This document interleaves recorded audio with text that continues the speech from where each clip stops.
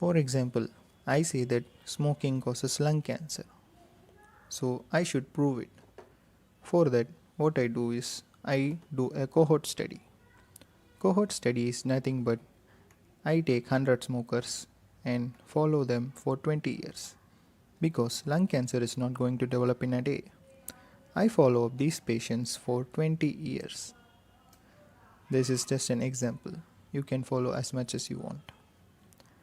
Then see how many get lung cancer. In my study, I followed 100 smokers and 80 turned out to have lung cancer in 20 years. So, people who smoked are called as the exposed group. They are exposed to the smoke. And non-smokers. If we prove that smoking causes lung cancer, then I have to also prove that if you don't smoke, you won't have lung cancer. So I take 100 non-smokers, I follow up them for 20 years parallelly when I follow this group, and I see that only 10 get lung cancer.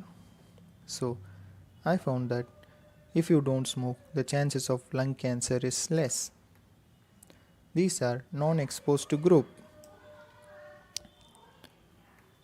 Now we have to calculate the strength of association. I said that if you don't smoke, the chances of you having lung cancer is very less. But what is that chance exactly? How much is it?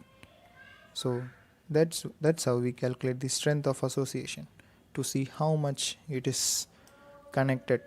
That is, how much is smoking connected to lung cancer. First we can do relative risk.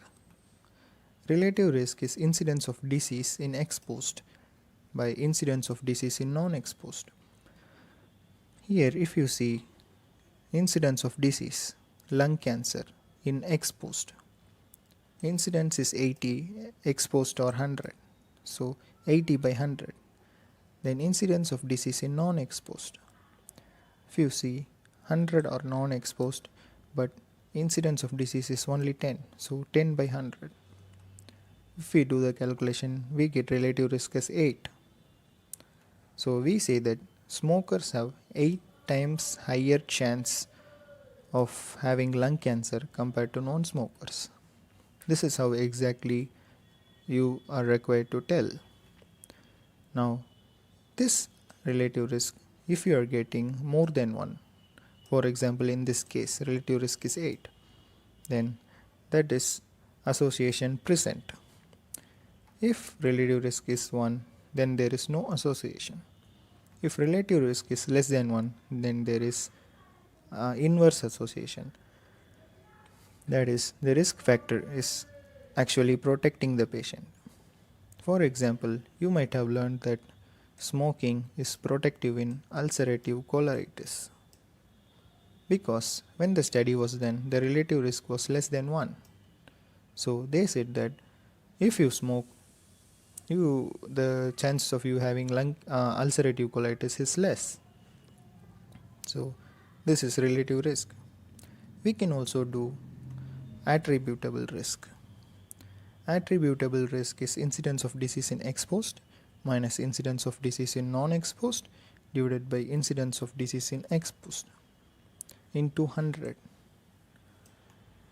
If you see incidence of disease 80 in exposed 100, 80 by 100.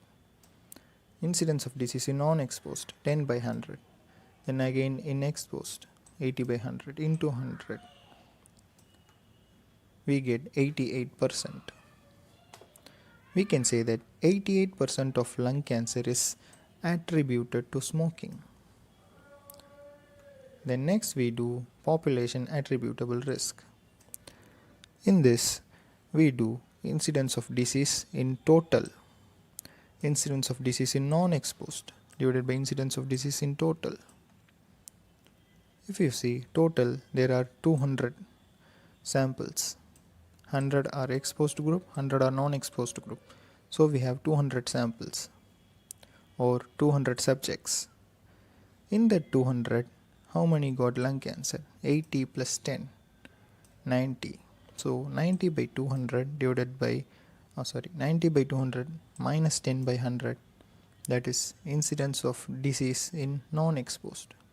Then incidence of disease in total times 100, we get population attributable risk of 77.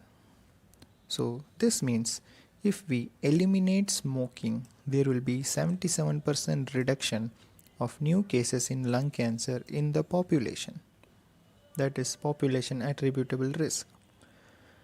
So if you are doing a cohort study, you are required to do this relative risk, attributable risk and population attributable risk to see how much is it related.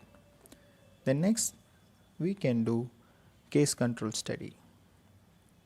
If you see the cohort study we did, it took 20 years.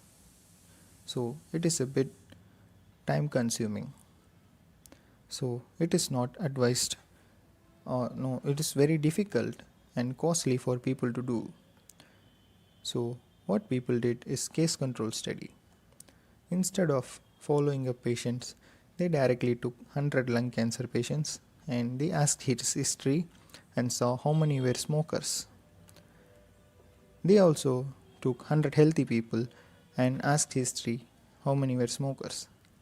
Because, like before, if you say smoking causes lung cancer, you should say that if you don't smoke, you won't have lung cancer. So, in 100 lung cancer patients, on asking history, like instead of following up 20 years, I ask, oh, how do you were a smoker before 20 years? And 75 turned out to say yes. And in 100 healthy patients, I ask history, you were a smoker 20 years? They say only 15 were smokers in that 100. With this, you just in a day, you can say that smoking is related to lung cancer instead of following up for 20 years.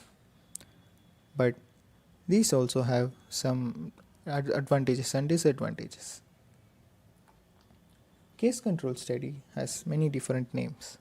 It is backward looking study because we are asking history, or retrospective study, we are going backwards, or effect to cause study, or disease to risk factor study, or outcome to exposure study. So just like this, the opposite name is given for cohort study. Like cohort study is called as forward looking study, prospective study, cause to effect study, risk factor to disease study, exposure to outcome study, follow up study, or incidence study. Now let's see how to calculate the strength of association in case control study. Here we do odds ratio. This table is really important. Whenever you are calculating odds ratio, you are required to draw this table, and you in the top you mark disease present, disease absent, risk factor present, risk factor absent. With this given history, you have to draw this table. See how many had disease that was due to risk factor. 100 had disease but due to risk factor is 75. Then see how many had disease but they did not have any risk factor.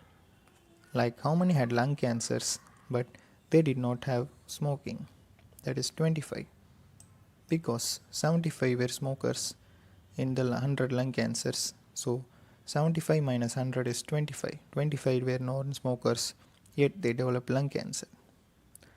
Next, if you see how many did not have disease and were healthy, but they had the risk factor, that is smoking, 15. If you see here 15, they did not have disease, they were healthy and they were smokers. But here, how many did not have the disease but also were not smoking? 15 minus 100 is 85. So draw this table first. Then to calculate the odds ratio, we do AD by BC. AD by BC, just like this, AD by BC. So 75 times 85 divided by 15 times 12, 25. This is odds ratio 17. Now odds ratio 17, what does it mean? It means that lung cancer patients have 17 times higher chances of giving a history of smoking compared to healthy people. By this, we can say that smoking caused lung cancer.